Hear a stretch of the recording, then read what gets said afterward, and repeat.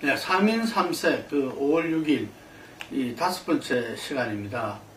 지난주에 그 재보선이 끝나고 그 재보선이 야당의 참패, 여당의 그 압승으로 승부가 결정됐는데요. 이번 주 공무원 연금법 개정을 둘러싸서 지금 이 시간에도 그 국회가 굉장히 시끄럽습니다.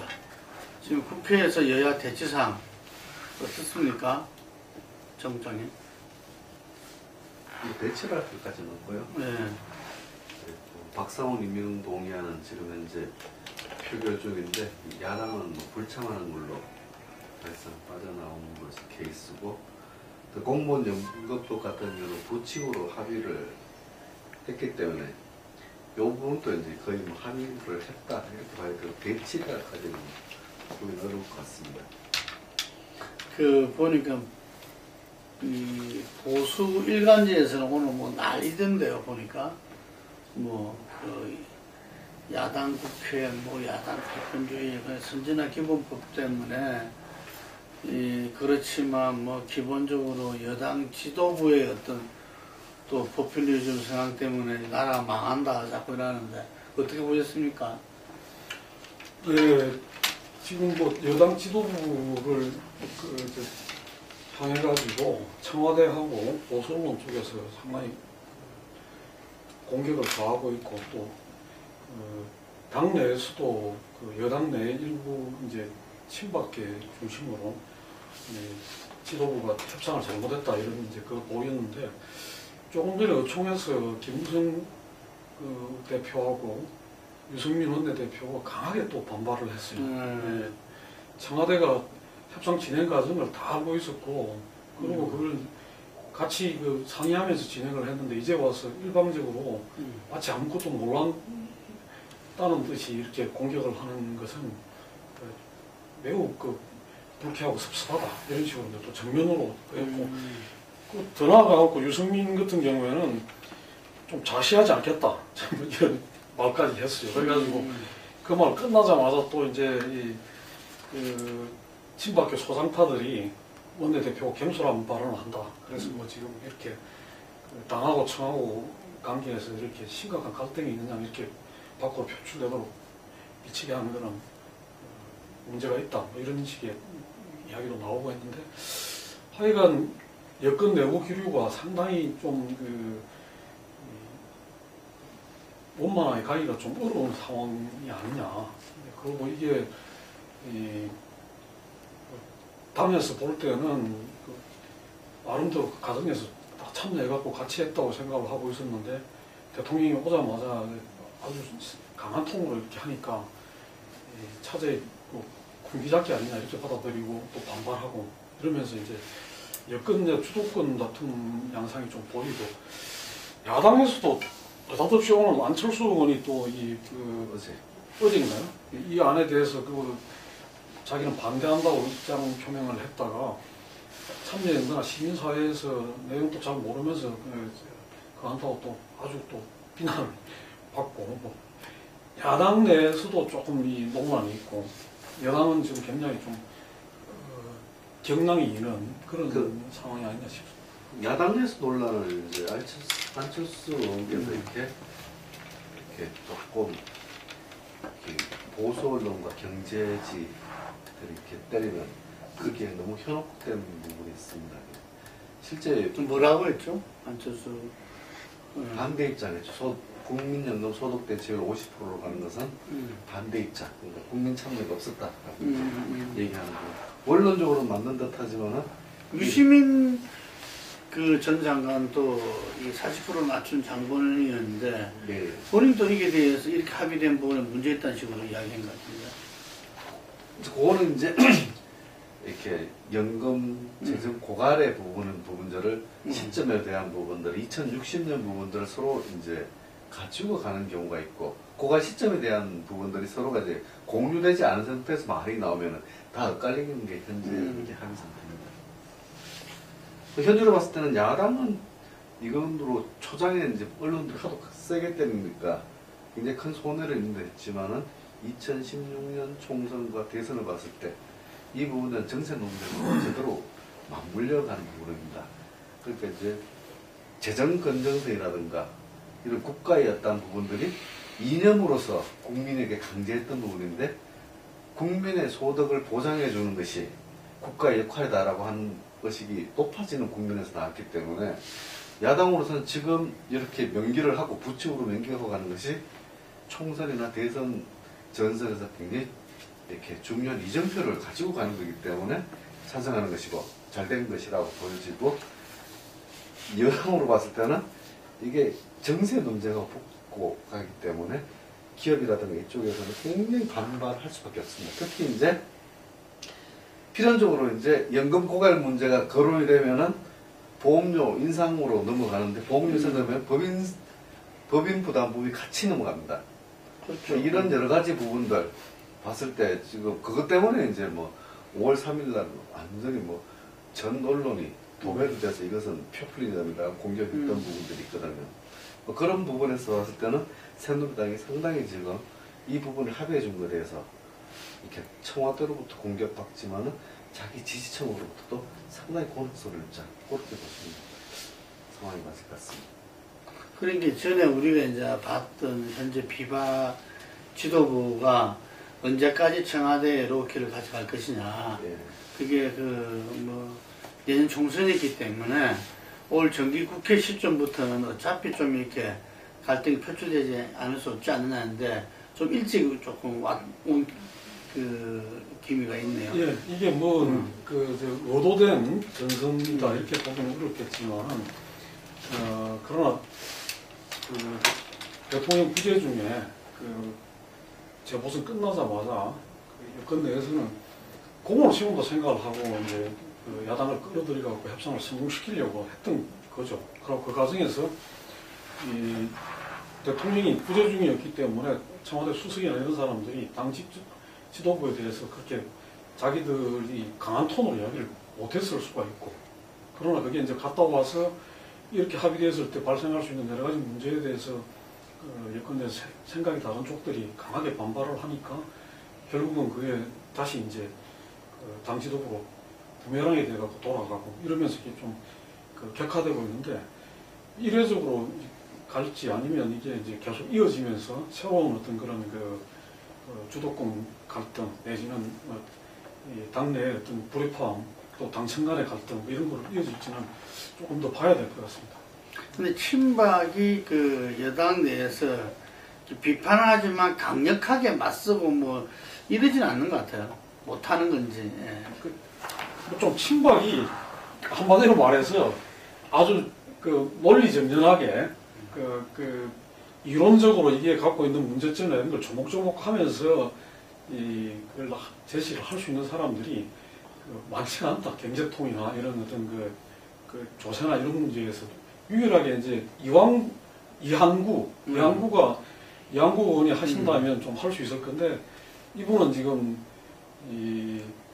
지도부도 잘못했지만은 청와대도 도대체 이게 무슨 짓이냐, 이렇게 중요한 문제에 대해서 너무나 무책임하게 했다고 같이 공격을 했기 때문에 조금은 이제 어떤 친박 비박 입장에서 이야기했다기보다는 여건이 조금 보다 책임 있는 태도로 갔어야 된다.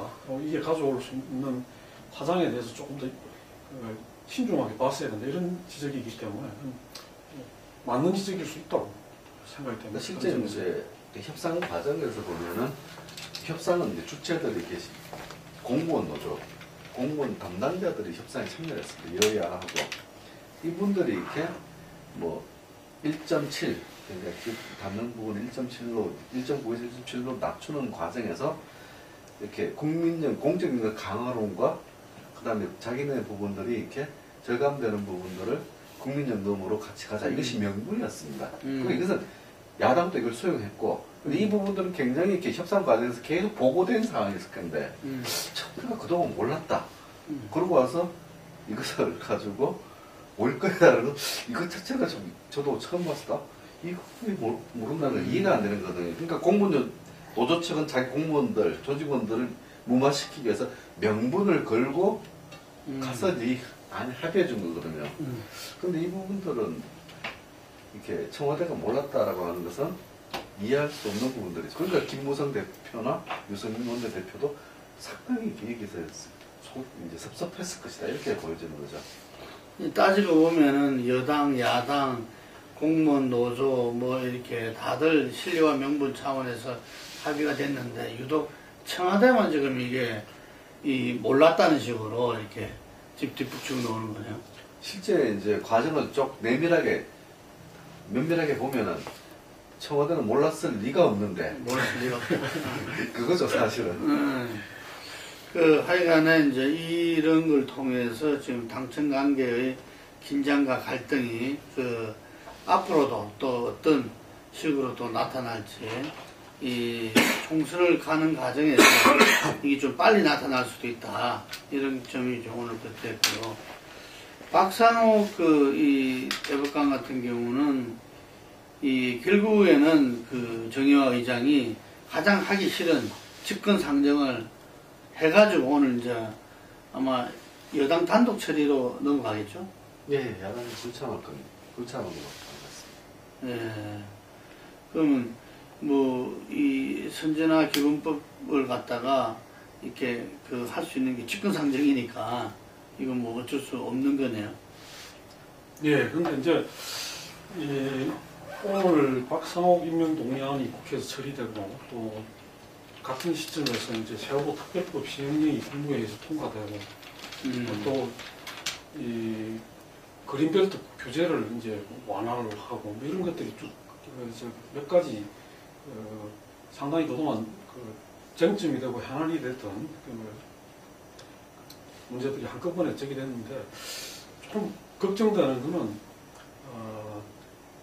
다분히 다시 좀 일방통행식이다. 어떤 물론 뭐 시간을 많이 끌어왔던 문제들이고 지금 와서 특별한 묘수가 없는 그런 사안인 점도 있습니다만 세월호 특별법 같은 경우에도 저렇게 이 국내에서 대통령이 돌아오시자마자 이제 지금 오늘 출전은 안 했습니다만은 그래도 이제 대통령이 강한 의지가 담겼다고 봐야 되는 거죠. 그렇고 그 4월 마지막 이제 그 국회 회기에서 이 그동안 논란이 되어왔던 박상욱 임명 동의안 처리 뭐 이런 것들이 쭉 되면서 앞으로 여야 관계가 다시 이게 상당히 좀 그 경직될 수밖에 없는 그런 상황으로 또 접어드는 게 아닌가 이런 우려가 좀 듭니다. 예, 여야 관계라기보다는 그 청와대와 국회 뭐 이렇게 볼 수도 있겠고 그런데 이제 과연 그 세월호 현재 특별법 시행령대로 됐을 때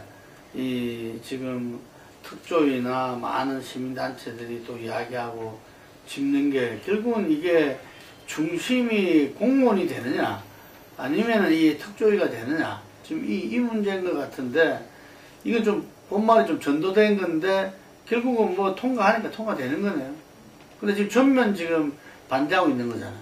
그렇죠. 특조위가. 이제 시민사회나 유가족들이나 이런 데서 보는 거는 공무원들이 조사를 받아야 될 사람들이 자기들이 조사 주체가 되겠다고 하니 그렇게 해갖고 하는 조사에 어떤 그 기대를 걸 수 있겠느냐 그 부분이 이제 제일 큰 거죠. 그러니까 예. 네. 그래서 지금 이거는 뭐 지금 그 시행령을 이렇게 이제 강행 통과를 시켰으니까 그 시민사회가 그 극력도 반발할 거고 그러면서 이렇게 올 이 전국이랄까요? 올 어떤 그런 사회적인 그 기류도 다시 굉장히 좀 핫하게 가지 않겠나 이렇게 예. 봐집니다. 그 과정에서 이제 성한종 리스트 그 수사가 이 최초로 이제 그 내일 모레 되면은 8인 중에 한 명, 이 가장 친박스럽지 않는 분부터 해가지고 홍준표 지사가 그 소환된다. 이 피의자 신분으로 소환된다는 것이 그 나왔습니다. 나머지 조사는 좀 속도감이 있습니까? 예. 그 성완종 파문은 이렇게 사실상 이완구 총리 사태 부분으로서 이제 1단계가 마무리되고 2단계로서는 이제 홍준표 지사가 이제 타겟이 된 상태입니다. 홍 지사는 여기에 대해서 이렇게 자기가 이제 폐감으로 사용되지 않겠다라고 하면은 자기를 희생 제물로 홍지사 바둑을 좀 좋아해요. 희생 제물로 저쪽에서 날 던졌다라고 보기 때문이거든요. 근데 이 부분들의 반발이 사실상 이렇게 어느 정도 먹혀들 가능성은 없을 것 같고, 현재 친박 실세는 박 대통령이나 청와대 쪽으로는 홍준표를 사실상 희생 제물로 2단계 이완구 다음에 홍준표로 해서 이렇게 파문 전체가 좀 가라앉는 국면으로 계속 갔으면 하는 바람이 있을 거라고 보여집니다. 뭐 그런 부분들에서 이제 홍지사 부분들은 과연 어디까지 수위가 갈 것인지, 뭐 어떻게 갈 것인지 지켜봐야 될 대목입니다. 근데 그 홍문종 의원에 대한 어떤 주변에 대한 이야기도 계속 나오더라고요. 또 지금 현재로서는 뭐 저희들이 이렇게 판단하기에는 이것이 대선 자금이냐 아니냐라는 부분들이 국민들 눈에는 가장 중요한 포인트인데 아직 거기까지 간 건 아닌 걸로 보여집니다. 근데 이제 그 청와대 입장에서는 뭐 아무래도 또 여권 전체로 보더라도 홍준표 지사 경우에는 지금 상당한 이 정황을 넘어가고 그 범죄를 입증할 수 있을 만한 물증을 확보하고 있는 게 아닌가 그렇게 봐지는데, 이 홍준표 지사에 대한 강도 높은 뭐 소환 조사 이런 것들을 진행하는 한편으로 이제 어제 이야기 나왔던가요? 특사 제도에 대해서 개선한다 해가지고 막 갑자기 회의도 소집되고 그랬는데, 이러면서 좀 이 국면을 좀 넘기는 걸 바랄 건데 그렇게 잘 되겠느냐, 그런 점에서는 우선 홍준표 지사라는 분의 성정이나 그걸 봤을 때도 본인이 그냥 당하고 그냥 그야말로 진짜 폐감으로 당하는 식으로 넘어가지 않을 수 있다, 그런 부분이 있고, 그 다음에 또 검찰이 그렇게 이 범위를 좁혀가지고 하지는 않을 거다. 우선 이때까지 뭐 법무장관 이런 사람들이 이야기 나왔듯이 야당까지도 손을 내는 차제 뭐 정치개혁 차원에서 하겠다고 시도를 하려고 한다면 홍준표 한 사람 그걸 해놓고 바로 다른 걸로 넘어가기에는 조금 부담스럽지 않겠나, 그런 점에서 홍문종이 됐든 이광구가 됐든 몇 사람도 이게 진행이 되고 나머지는 뭐 좀 퉁치는 김기춘이라든가 진짜 해야 될 사람들은 보호해야 될 사람들은 퉁치는 그런 쪽으로 가지 않겠나, 그렇게 또 생각이 되네요. 예, 홍준표 지사가 96년에 15대 때 등장한 이후 선거법으로 아웃됐다가 그다음 2001년도에 다시 들어가게 되는데, 당시 선거법으로 아웃됐을 때 자기가 폐감으로 활용됐다 뭐 이런 이야기인 것 같아요. 그래서 이번에는 뭐 그냥 자기가 자세하지 않겠다 이렇게 이야기를 하고, 윤석모 전 상무니까 에도 뭐 이렇게 여러 경선 대선 때도 뭐 했을 거다 뭐 이런 이야기를 하고 하는 것들이 또 당대표를 지냈고 했기 때문에 정황을 갖다가 좀 잘하는 이런 차원인 것 같고, 그래서 어떤 측면에서는 이 성한종 리스트는 어떤 면에서 대선 자금 수사를 하느냐 안 하느냐, 그까지 가느냐 안 가느냐가 그런 것 같아요. 그런데 간다고 하더라도 자기와는 무관하다. 예를 들면은 이런 판단을 대통령이 하고 있을 때는 제가 볼 때는 어느 정도까지 갈 수 있다. 지금 기류가 보면은 전달자를 가지고서 대선 자금을 갖다 기소를 할 수 있었다. 이런 것들이 계속 지금 보수 언론에 나오더라고요, 이게. 그래서, 아마 국민들이 이걸 갖다가, 계속 정권 끝까지 안 가려면은 어느 정도 이렇게 납득할 정도까지는 가야 되지 않겠나를 봤을 때 대선 자금 수사를 했는데, 그 내용은 별치 않았다 정도까지는 가지 않겠나 싶은데, 어쨌든 오늘 모든 언론에서 제목으로 나왔던 모래시계 검사가 20년 만에 피의자로 바뀌다. 예를 들면 아마 홍 지사가 그냥 이렇게 순순히 끝나지는 않을 것 같고 거기서 뭔가 새로운 어떤 이야기들이 나오지 않을까 생각도 드네요.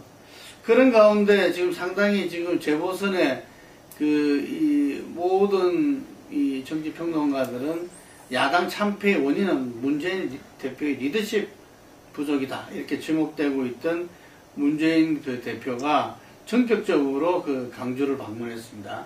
근데 이 또한 또 뭐 이렇게 최고위원이라든지 다른 부분하고 그 의논 없이 그냥 갔다 뭐 그러면서 지금 바로 내일이죠.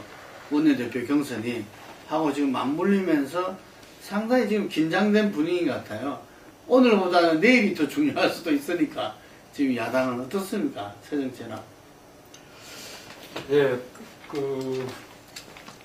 문재인 대표가 뭐 도마에 오를 수밖에 없고 또 지금도 뭐 여전히 친노 패권 문제가 이제 잠복했다가 다시 이제 제기가 됐죠. 근데 이 문제를 지금 뭐 원내대표 경선이 있고 또 여러 가지 이제 오늘 국회 마지막 본회의를 하는 날이고 이렇기 때문에 다른 이슈들하고 같이 갑니다만 정기국회가 어느 정도 정리가 되고 하고 나면 결국은 이제 원내대표 경선 결과가 어떻게 됐냐에 따라 가지고 상당한 이제 이 새정치연합 같은 경우에는 내부 변화의 어떤 강도나 어떤 그런 뭐랄까요 폭 뭐 이런 것들이 결정이 될 수 있지 않겠나 그렇게 봐집니다. 그래서 만약에 비노 진영에서 원내대표를 가져가게 되고 그래서 이 문재인 대표하고 좀 각을 세우는 그런 그게 된다면 문재인 대표로서도 상당한 부담을 안고 당 운영에 있어서도 그렇고 앞으로 행보에도 제가 할 수밖에 없을 거고 만약에 뭐 다행히 또 이 문재인 대표 입장에서 다행히 범친노계열에서 원내 대표가 된다면 좀 협력적인 관계 속에서 하겠지만 그러나 또 여전히 이제 당 내를 다 껴안고 있지 못하다는 부담이 있기 때문에 그 또한 어렵기는 마찬가지일 거다. 그렇게 봐집니다. 예, 요즘 여당이 보면 상당히 좀 역동성이 있는 것 같아요. 이 대통령이 어떤 이 극찬한 이주영 후보와 유승민 비박 후보가 붙었을 때도 유승민 원내대표 앞서겠지 않습니까? 그런 측면에서 지금 이 친노 후보는 안 나왔지만 사실상 친노의 어떤 이렇게 지원 사격을 받는 후보랑 그렇지 않은 후보. 그렇지 않는 후보의 대표급은 다들 이종걸 의원이라 그래요. 근데 과연 이종걸 의원이 될까? 지난번에도 1차에서 1등 했어요. 그래가지고 2차에서 엎어지 있었는데. 우리 정부장 어떻게 보십니까? 현재로서는 뭐 이종걸 의원이 만만치 않다라고 하는 것이 이제 당내에서는 이제 다 공통된 의견입니다. 뭐 최재선 의원 같은 범친노로서 이렇게 뭐 상당히 이렇게 각을 세우고 간다든가 아니면 이제 조정식 여러 가지 장점이 있는데 뭐 호남 중심론의 김동철 의원이 이제 문재인 대표를 견제할 수 있고 그 다음에 이제 이종걸 의원 이 두 명이 이제 문재인 견제 일단 인사로 두 명이 거론되고 있는데 이 둘 중에 우위를 원하라 그러면 그건 사실 뭐 판단을 못하는 것 같습니다. 다만 이종걸 의원은 오늘 우윤건 원내대표가 한 말이 뭐냐면 동정표가 많다. 그래서 판단하지. 본인도 이번에 뭐 삼수라고 죽음을 생각했다는 또 혼반 이 동정표 전략을 좀 하더라고요. 예측불허라는 게 동정표 이게 큰 예측불허의 변수라고 이렇게 내부적으로 우습 얘기를 하고 있습니다. 예, 사선 의원인데 세 번 떨어졌죠. 지금 네 번째인 것 같은데 어쨌든 간에 지금 이종걸 원내대표의 탄생 뭔가 좀 야당이 달라진 느낌은 있는 것 같아요. 이게 또 이종걸 원내대표가 천정배 이번에 이렇게 된 의원하고는 아삼육이었는데 세신 모임 예, 쭉 같이 정치 활동을 해왔고 그런데 어쨌든 야권이 뭔가 사람들이 좀 이렇게 달라졌네 하는 것에 좀 기대를 하는 분위기도 있는 것 같아요. 내일 뚜껑을 열어봐야 되겠지만. 예. 오늘 여기까지 하겠습니다. 예.